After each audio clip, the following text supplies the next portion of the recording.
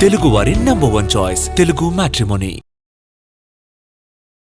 AP deputy CM Pawan Kalyan Delhi హైకోర్టులో వ్యక్తిత్వ హక్కుల పిటిషన్ దాఖలు చేశారు. తన అనుమతి లేకుండా సోషల్ మీడియా, ఈ-కామర్స్ సైట్స్ లో తన ఫోటోలు, వీడియోలు వాడుతున్న వారిపై చర్యలు తీసుకోవాలని కోరారు. ఏఐ వీడియోలతో తన ప్రతిష్టకు భంగం కలిగిస్తున్నారని పిటిషన్లో పేర్కొన్నారు. పవన్ పిటిషన్ పై విచారణ జరిపిన justice Manmeet Pritam Singh Arora Meta, Google, X లో ఆ సంస్థల్ని ఆదేశించారు. 2 రోజుల్లో వివరాలు అందించడం సహా వారంలోపు సంబంధిత చర్యలు తీసుకోవాలని ఆదేశించారు. పవన్ కళ్యాణ్ తరపున సీనియర్ న్యాయవాది జె సాయి దీపక్ వాదనలు వినిపించారు. గతంలో ఇదే అంశంపై హీరో అజయ్ దేవ్గన్ పిటిషన్ వేసినప్పుడు ఆన్లైన్లో ప్రకటనలు తొలగించాలని ఢిల్లీ కోర్టు స్పష్టమైన ఆదేశాలు ఇచ్చింది.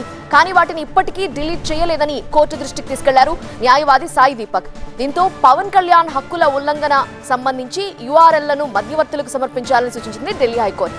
వారంలోపు వాటిపై చర్య తీసుకుంటామని పేర్కొంటూ తదుపరి విచారణని డిసెంబర్ 22కు వాయిదా వేసింది. సో అజయ్ దేవ్గన్ ఇష్యూలోనే ఆ వీడియోలు డిలీట్ కాలేదు అంటున్నారు. మరి పవన్ కళ్యాణ్కి సంబంధించిన ఏఐ వీడియోలు, ఫోటోలు డిలీట్ చేయడం పాసిబుల్? వివరించడానికి మా ప్రతినిధి లక్ష్మీనారాయణ సిద్ధంగా ఉన్నారు. లక్ష్మీనారాయణ, పాసిబుల్ అవుతుందా అన్ని ఈ-కామర్స్ సైట్స్ అలాగే సోషల్ మీడియాస్లో ఉన్నటువంటి ఏఐ వీడియోస్ని? సెలబ్రిటీస్ దీనివల్ల చాలా ఇష్యూస్ ఫేస్ చేస్తున్నారు. రీసెంట్గా చిన్మయి కూడా చెప్పింది మార్ఫింగ్ వీడియోస్ సంబంధించి. సో కోర్టు ఏం చెప్పింది? ఎలాంటి యాక్షన్స్ తీసుకోవడానికి సిద్ధమవుతున్నారు? ప్రస్తుతం భారతదేశంలో ఒక ట్రెండ్ కొనసాగుతుంది, సెలబ్రిటీల వ్యక్తిత్వ హక్కుల పరిరక్షణ.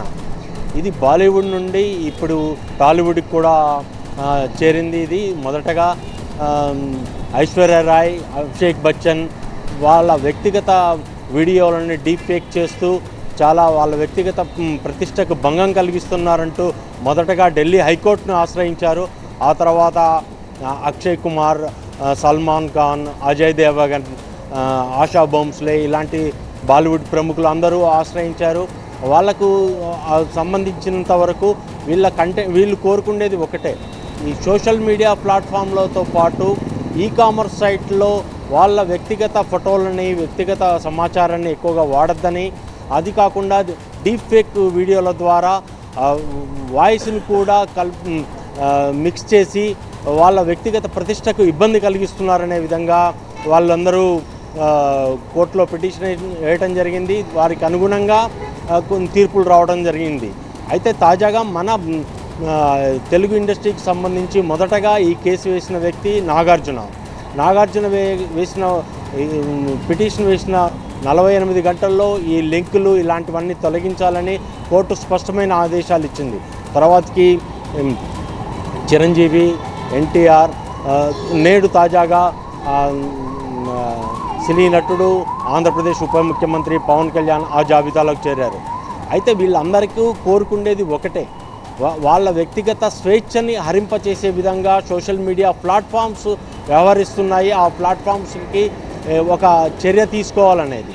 దీనికి న్యాయ నిపుణులు కానీ కొంతమంది నిష్ణాతులు చెప్తున్న విషయం ఏంటంటే, కేవలం ఇవి ఒక వ్యక్తి కోసం సంబంధించి వాళ్ళు కేసులు వేసినప్పుడే కాకుండా కామన్ ఆడియన్కి కూడా, అంటే ఒక రేంజ్ సెలబ్రిటీ అనుకున్న వ్యక్తులకే కాకుండా కామన్ ఆడియన్కి కూడా కొన్ని నిర్దిష్ట పరిణామాలు తీసుకొని వస్తే ఇలాంటి చర్యలకి కొద్దిగా కట్టడి వేసినట్టు అవుతుంది.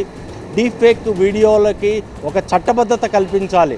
ఆ డీప్ ఫేక్ వీడియోలు ఎవరు ఉపయోగించినా, ఏ ప్లాట్ఫామ్లో ఉపయోగించినా వాళ్ళకి సరైన శిక్ష పడే విధంగా, కఠిన చర్యలు తీసుకునే విధంగా చట్టంలో కొన్ని వెసులుబాట్లు, కొన్ని కొత్త చట్టాలను రూపొందించాల్సిన అవసరం ఉంది. అది కాకుండా వాళ్ళకు వ్యక్తిగత స్వేచ్ఛని హరింప చేయకుండా వాళ్ళకు వ్యక్తిగత స్వేచ్ఛ ఉండే విధంగా కొన్ని ప్రణాళికలు గవర్నమెంట్ సూచించాలి.